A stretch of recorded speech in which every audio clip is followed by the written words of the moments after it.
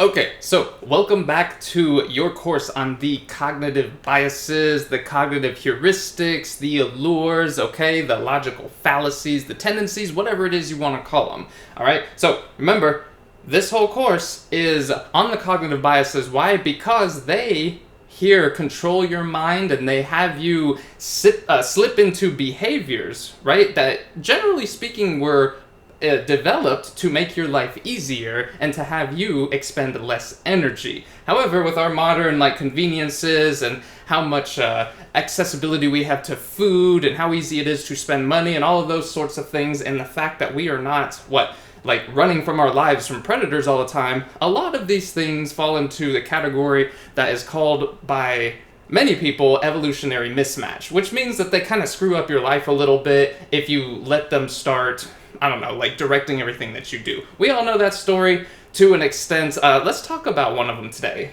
And it is going to be that one. We are going to talk about the hindsight bias today. We are also going to get into the conviction bias just a little because they are related enough that I want to mention that one for sure in this talk. I might do one alone on the conviction bias because, as with all the biases, they are very deep and they are I don't know, they very intricate in how they can be expressed and what they can do with you. Anyways, what is the hindsight bias? So, hindsight bias basically says that when everything is said and done, when we look back on the decisions we made, the beliefs that we had, the sorts of just anything we have had ourselves involved in, and the reasons we would give as to why we were involved in them, or yada yada yada, all of that stuff, we look back on it a little creatively, and we make things up that take everything that happened since that decision and the present time.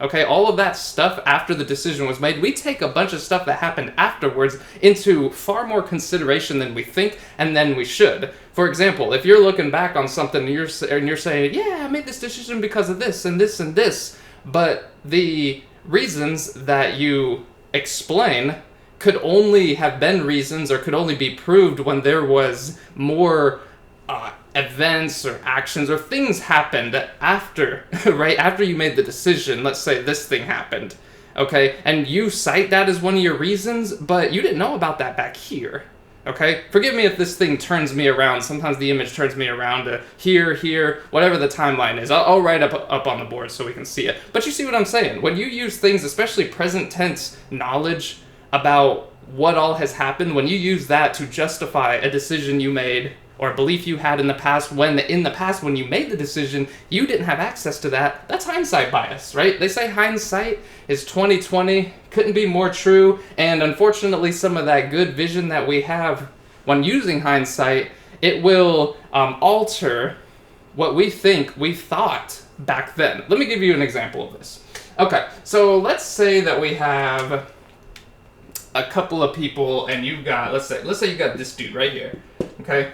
And this isn't you. Usually I write you up here. Okay, let's put you right here because we always want you here. So you got this guy and you got this guy, and what we're going to do is we're going to draw out their arms differently for this example. So both of their arms are going to be up front like that. And the reason why is these two people, I could probably draw some gloves or something on them, right? Let's just do that real quick. These two people are in a boxing match, okay? This dude doesn't have a pointy glove, it's just open or something, right? They're not, what are those things that you put on oven mitts to take hot stuff out of? That's not what this is, they're gloves, okay? So anyways, they're in a boxing match. Here is the ring, right? And you're watching this boxing match, okay? And you're like, hey, who's going to win or whatever? Most people can relate to this sort of situation, all right? Here, let's put one more rope on there. I don't want to write over them too much. Y'all know what I mean. So this is just a rough draft of this. Well, we got two angry boxers. They might not be angry, they're just boxing, right? You gotta be determined. You gotta have that determined face on. You don't want this smiley, happy-go-lucky, why can't we all be friends face on when you're boxing somebody? So they got a little bit of, a little jack-o'-lantern face, okay, let's do this. Here's you. All right, you're out here, And you, and let's do this. Let's put you, and here's your friend, and here is another friend. Okay, and you're all watching this boxing match. But it's not quite over yet. Okay? Like, let's say here's the bell over here. Right? Ding. Boxing match starts. Okay? Or whatever's going on. And what goes on during the boxing match? Well, they box. They fight it out. They do whatever they need to over multiple rounds or whatever's going on. Now, here's you and your friends, and this is where hindsight bias comes in. You and your friends, let's say there's a table right here. Not a physical table, like back over where the betting corner is, right? And you got boxer 1, okay? And then you got boxer 2. Let's just say there was such a thing, okay? They're gambling here. And you and your friends are discussing amongst yourselves which of these boxers you think is going to win, okay? And it doesn't matter what side you're on. Let's just say you're on boxer 1 side and both of your friends are on boxer 2 side. Friend, okay? So their bets are on 2, yours are on 1, and this is what happens. Of course, leading up to the fight or whatever, you guys are discussing, yeah, man, I like boxer 1 because of this, and he's got this, and he went through these things or whatever, and your friends are like, you're crazy, man, boxer 2, that's where it's at. He's got these abilities, he's knocked out these people, he's fought in X, Y, and Z, or whatever. Okay, so, boxing match goes. Ding, it starts, and it goes on until somebody wins. So, now, let's say that this happens right here. Let's say that the win goes to this one, the one you didn't choose, boxer 2. Let's say, just for example, okay, we can give the win to boxer 1 here in a minute, and I will show you the differences. But what happens when boxer 2 wins? What do your friends say? They do this, right? They say, this is a very hindsight bias phrase, by the way.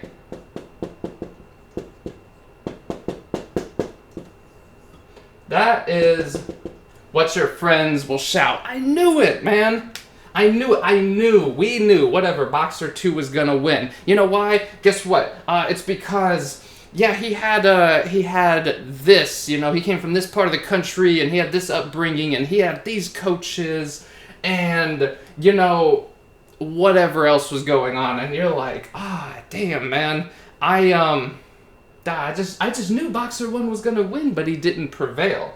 Okay, so when you hear that, I knew it, that is a very hindsight bias sort of phrase to say, sort of attitude to have. Because when you look back on stuff, this is also what you call confirmation bias. Now, if you go into the more in-depth version of this class, like the premium version, we'll go into, like you probably already know, I've talked about it on these before. We go into much more depth about these things. We'll talk about the conviction bias and the confirmation bias, and obviously the hindsight bias, and how they intertwine and work together.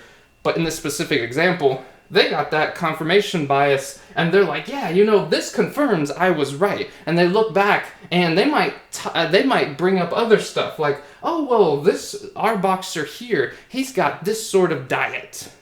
Okay, he trains this amount of time per day. All right, and then they'll start saying stuff about boxer 2. Now, this is interesting. What if, okay, everything else being equal, because there is such a thing as a little luck involved, what if, you know, they were going at it and boxer 1 was the one who won? Boxer 1, okay, did what? He got a lucky swing or something. I don't want to say luck as in he's not skilled, but as with anything, sometimes, I don't know if any of y'all have ever boxed or done martial arts or anything like that, but sometimes you'll just attack at the right time when your opponent was adjusting their body or their thought process or where they were looking or something just at the right time. It's not even that you meant or didn't mean to do it. It just looked good to you, and they were distracted for just a millisecond for whatever reason, and you knocked them out. Okay, so let's put the win over here. Here, we'll put it up here. Win. Here, right here, win. That side. Okay? So, your boxer wins. What do your friends do? So, they will probably be like, well, Okay, yeah, that makes sense because Boxer 1 does have, he's got more endurance than Boxer 2. He's been in the field a little bit longer. Okay, something also, I believe I did hear that he was taking performance-enhancing drugs or something like that.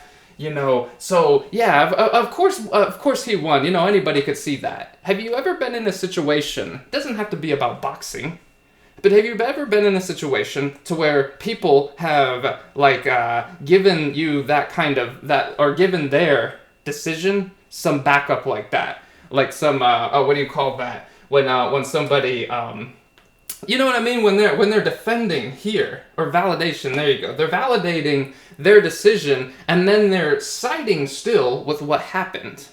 You see what I mean? But they're like, okay, yeah, this does make sense because, like I said, he had more training, or he's taken performance-enhancing drugs, or this and that. So yeah, I did have a good feeling that Boxer 1 was going to win, even though in the same situation, rather than understand that there is luck involved, that there are many also different qualities, not just qualities, many other circumstances that we are not immediately aware of that go into who wins and who loses. Even though there's all of that stuff, they'll still think on the things that they know, right? Instead of, hey, it could have been luck, it could have been these other circumstances, this could have happened, whatever boxing match that you've ever seen when there are two huge opponents, not huge as in big, but they were globally huge, man, like everyone's watching this fight, and they're placing their bets, and everyone knows their side is going to win, blah, blah, blah, blah, blah. Well, no matter where you put the win on here, the situation generally is the same. There could have been a little luck,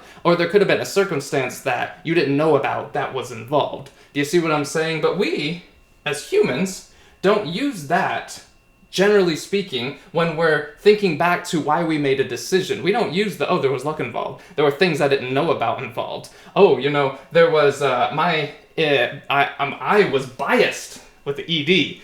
To this person just because I liked them, right? One of these is the halo and horns bias. That would be the halo bias when you like somebody and you choose for them, or you root for them, or you bet on them because you like them, not because you have all the information, and then you back it up, right? With other information. And when they lose, then you're like, yeah, okay, I had a feeling though that my guy would lose because of X, Y, and Z. That's all hindsight bias. Because why?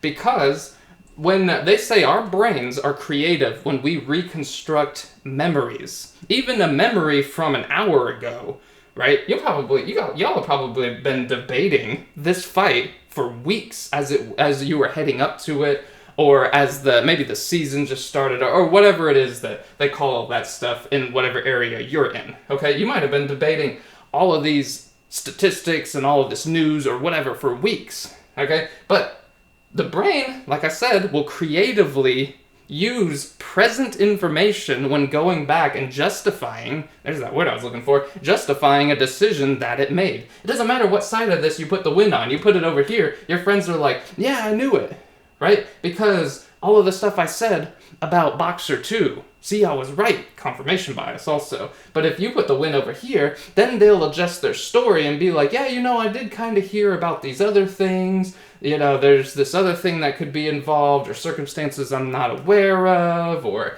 my boxer might not have been feeling good, or something like that. Any of that stuff, that's justification that when you made the decision, you didn't have any of that. You weren't thinking of any of that. You were just thinking, right, about whatever it was that you were going to justify it with. Does that make sense? This is hindsight bias. We do this with everything. It's not just when we're betting on sports, or even just wagering a friend, like, okay, who do you think's going to win? Okay, no, I like this guy, or something like that. A lot more of it has to do with hindsight bias and other things that go on. But when it comes up to it, especially with people that say I knew it, you ever know that kind of person? This especially happens with younger people, like children or people who are still in grade school, when something happens and you can kind of tell when they say, yeah, this turned out this way, I knew it, and you can tell that they're kind of altering the whatever it is that they would justify it for. They're altering what they thought. And here's the deal, the brain will actually make you think that you thought that. Sometimes it's not even a lie. Oftentimes it isn't. Your brain is creative when it goes back, when it reconstructs memories. That's how memories happen.